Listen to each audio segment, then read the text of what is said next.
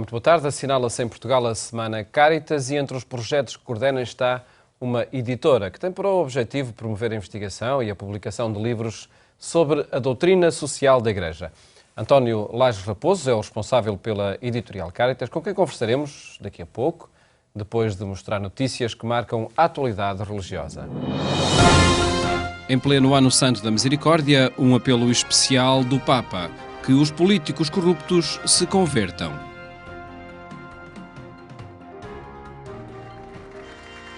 Um apelo à conversão dos políticos corruptos marcou a audiência pública semanal, na qual o Papa deixou críticas a quem explora outras pessoas e exerce o poder sem respeito pela vida ou sentido de justiça.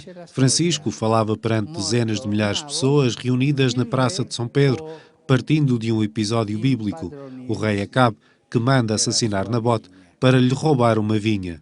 E questa non è una storia di altri tempi, Anche una storia d'oggi, dei potenti, che per avere più soldi sfruttano i poveri, sfruttano la gente. È la storia della tratta delle persone, del lavoro schiavo, della povera gente che lavora in nero e con il minimo per arricchire ai potenti. È la storia dei politici corrotti che vogliono più e più e più. A denúncia da sede de poder e de riqueza que esmaga tudo e todos à sua frente constituiu o centro da catequese, que continuou a meditação sobre a misericórdia na Bíblia. Dio vede questo crimine e anche bussa al cuore di Acab. E il re, messo davanti al suo peccato, capisce, si umilia e chiede perdono. Che bello sarebbe che i potenti sfruttatori di oggi facessero lo stesso. Cultura e Fátima, dois ambientes cada vez mais próximos em torno de uma mensagem e também de uma imagem. A presença da imagem peregrina em Lisboa convocou atores, o coro Gulbenkian e o fado de Cátia Guerreiro.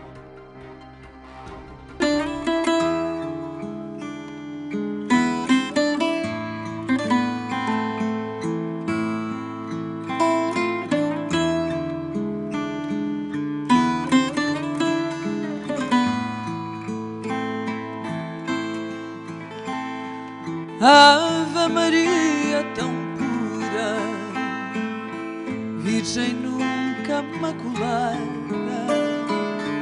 ouvi a prece tirada do meu peito de amargura, vós que sois cheia de graça, escutai minha oração.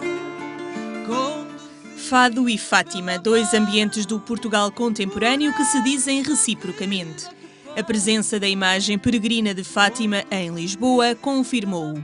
Ela foi a oportunidade para expressões de religiosidade mariana que raramente se ligam às multidões da Cova da Iria. Sempre que tenho possibilidade vou a Fátima rezar e acho que é sempre um momento de imensa introspeção e de adoração, verdadeiramente de adoração. Há uma paz interior enorme e há uma fé numa salvação. Bendita sois vós, Maria, entre as mulheres da terra, vossa alma só encerra doce imagem de alegria. Ditas a Santa Maria, vós que sois a Mãe de Deus e que morais lá nos céus, rogai por nós cada dia. Foi uma grande honra receber o convite para participar nesta vigília cultural dedicada à Nossa Senhora, por vários motivos. Eu cresci a adorar Nossa Senhora, A minha mãe chama-se Maria de Fátima porque esta imagem peregrina estava na terra onde ela nasceu, em Angola, no dia em que ela nasceu. E, portanto, a minha relação com Fátima é grande. Como deve aos anjos há de ter sido em cânticos. Verás de sublimes objetos o brilho atraente, a ponto de respiração e tato te roubar. Ela mal sabia que este ali ficar, para os anjos, é laborioso. Oh, se fosse possível saber como ela era pura. Nesta vigília cultural, atores deram voz a poemas sobre a vida de Maria, de Rainer Maria Rilke. Antes, o coro Gulbenkian iniciou uma noite de oração com hinos marianos interpretados na igreja de Nossa Senhora de Fátima.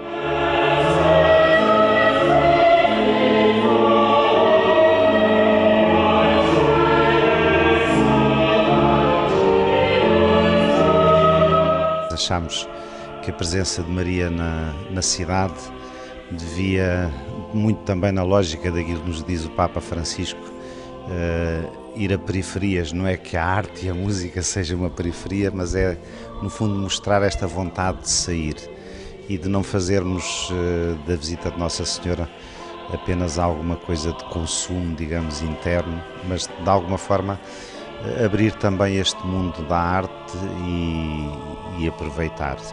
Ao mesmo tempo que interpelávamos aqueles a quem íamos convidar, ajudávamos toda a gente a perceber, como o Papa, aliás, tem dito, que a beleza é o grande caminho para Deus e, portanto, a música, a poesia, o canto, tudo isso é muito importante. O artista é também um buscador do invisível, um trabalhador do invisível. E ele encontra, em relação à fé, que é o lugar onde buscamos as verdades últimas, ele encontra um território muito afim, mesmo não sendo cristão ou não sendo católico, encontra pontes muito explícitas com a sua própria procura interior. E por isso é mais fácil vencer o gelo do que se pensa, e nós temos visto nos últimos anos vencer-se rapidamente um divórcio que se achava definitivo entre a arte e a evangelização. Também entre a arte e as expressões de devoção mariana, entre a cultura e Fátima. Durante décadas existia um certo divórcio entre a cultura e Fátima. Fátima era uma coisa do povo e não de uma cultura que era mais exigente nas suas formas, nas suas representações, e tem sido muito interessante ver como nos últimos anos o próprio santuário tem promovido uma relação com a cultura. Esta vigília, onde a oração a Maria partiu dos artistas, comprova-o, e ainda mais as iniciativas que o Santuário de Fátima promove. A nova Basílica e em torno a ela foi a oportunidade de congregar grandes artistas a nível nacional e internacional, e agora o programa para as comemorações do Centenário de Fátima privilegiam muito a evangelização através da cultura. Por isso, uma noite em que artistas nos ajudem a rezar vai ser cada vez mais frequente, porque essa relação com a cultura, com a arte, com a via da beleza, é de facto um caminho fundamental para o mistério. Nossa Senhora, Mãe de Jesus. Esta é a primeira vez que Cátia Guerreiro interpreta este popular hino mariano. Nossa Senhora, Mãe de Jesus, foi a expressão da oração de muitas famílias durante décadas, das súplicas dirigidas à Senhora de Fátima. Divina flor, dá-nos a graça do teu amor. Eu dava sempre por mim a cantá-la sozinha em casa, porque a melodia me ficou e o sentimento que esta música me proporciona perdura, e eu dou por mim sozinha a cantá-la em casa. e tenho companheiros de viagem e de percurso que também conhecem muito bem este tema, e volta e meia damos por nós a cantar, e só que esta foi a primeira vez que a cantei. Se em teu regaço, bendita Mãe, toda a amargura remédio tem. A imagem é um ícone. Ela acaba por acordar não apenas aqueles sentimentos à flor da pele, aquela emoção que também existe, mas ela tem sido um desafio a uma viagem interior mais profunda. E os testemunhos que se ouve e por este Portugal inteiro, porque ela já está nesta peregrinação praticamente há um ano, têm sido todos nesse sentido. Rezar a Nossa Senhora de Fátima pela voz dos artistas. Um momento de peregrinação da imagem de Nossa Senhora por Portugal, na preparação para a celebração do centenário das aparições em 2017. Miraculosa Rainha dos céus, sob o teu manto tecido de luz, faz com que a guerra se acabe na terra e haja entre os homens a paz de Jesus, e haja entre os homens a paz de Jesus.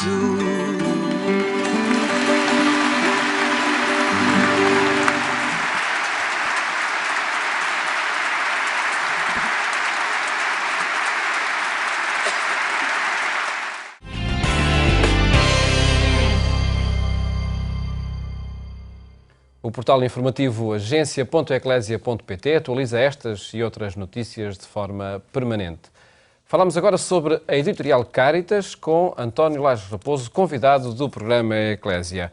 Muito boa tarde, obrigado antes de mais por estar neste programa.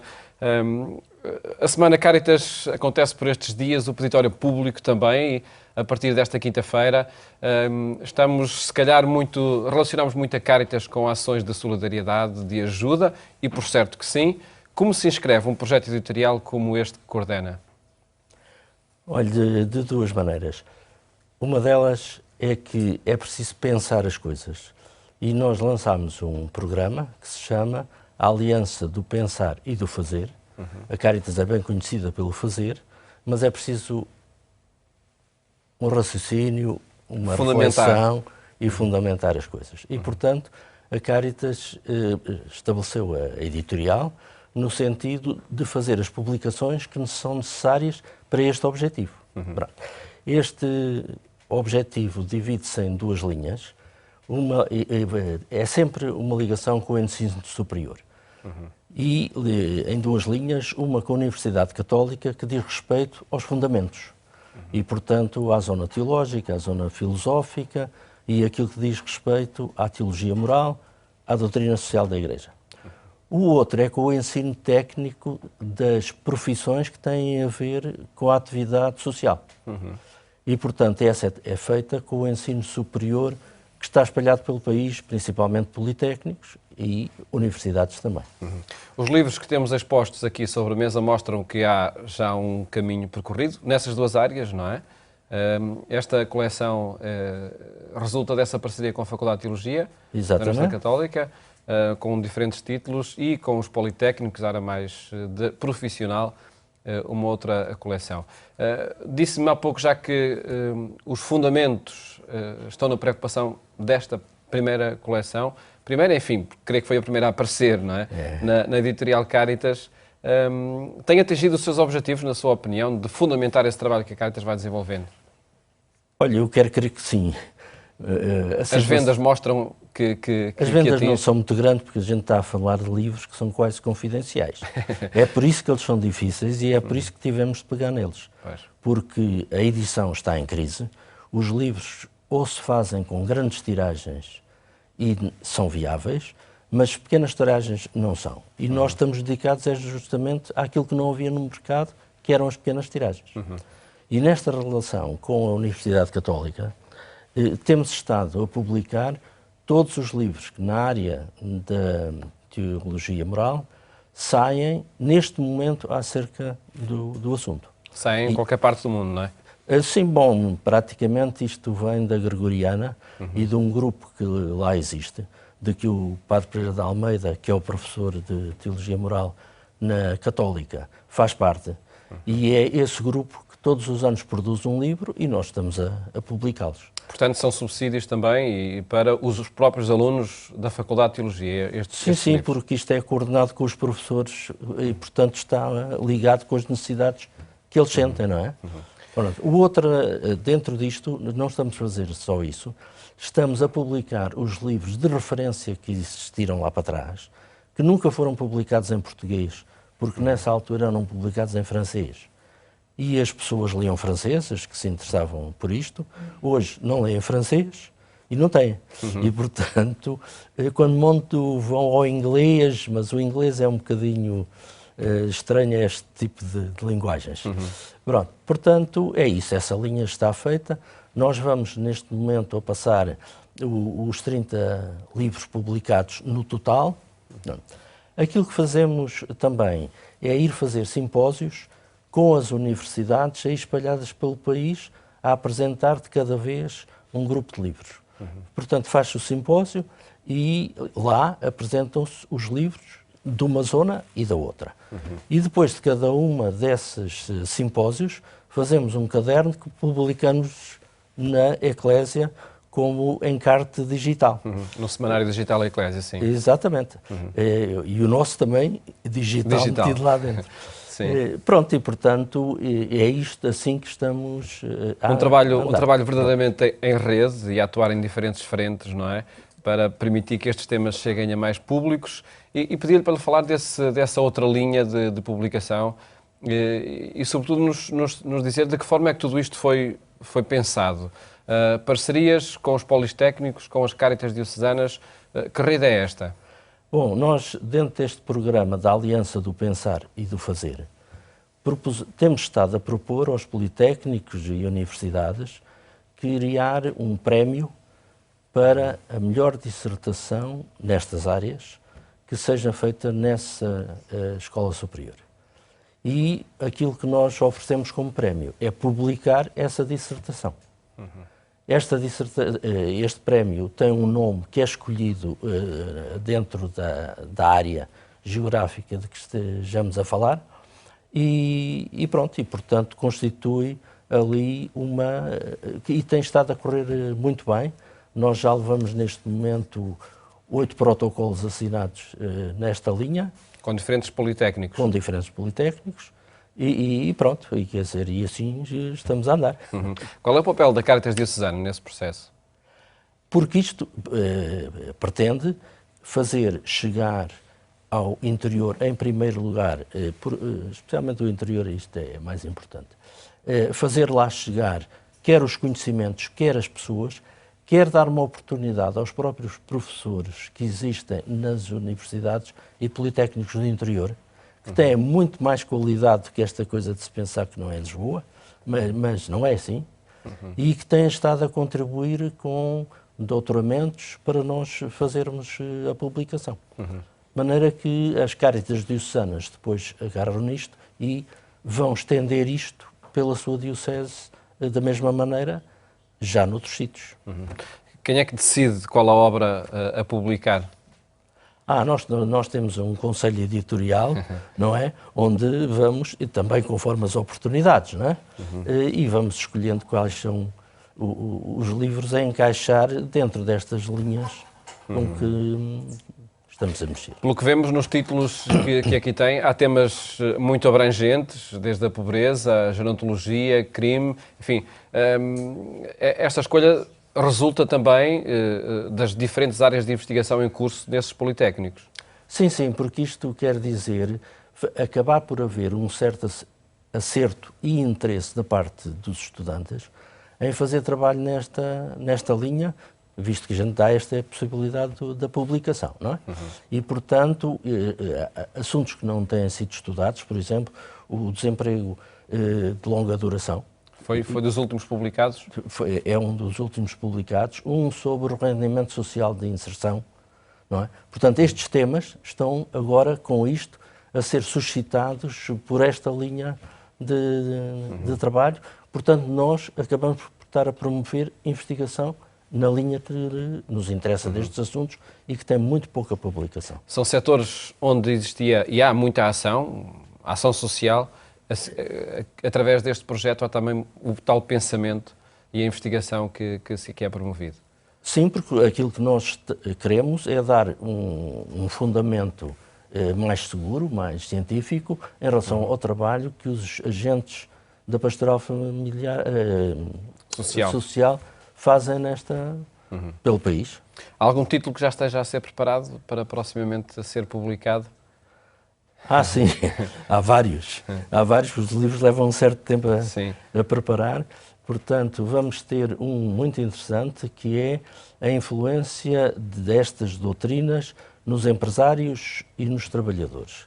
Ou seja, em que é que a doutrina social da Igreja interfere com estes dois grupos de pessoas. Este é um que está aqui na berra. Para Estaremos atentos ao chegar às livrarias também esse título, por certo, muito atual também para os tempos que correm. Sim, necessariamente. Que exige essa tal reflexão. Engenheiro Lagos Raposo, agradeço ter estado aqui no programa a apresentar este projeto da Editorial Caritas e felicidades para o seu desenvolvimento. Muito obrigado. Gostei muito de estar consigo. Muito obrigado. Nós, mais logo, o programa Eclésia faz-lhe companhia na rádio, na Antena 1, quando forem 22h45. Votos de boa tarde. Até amanhã, se Deus quiser.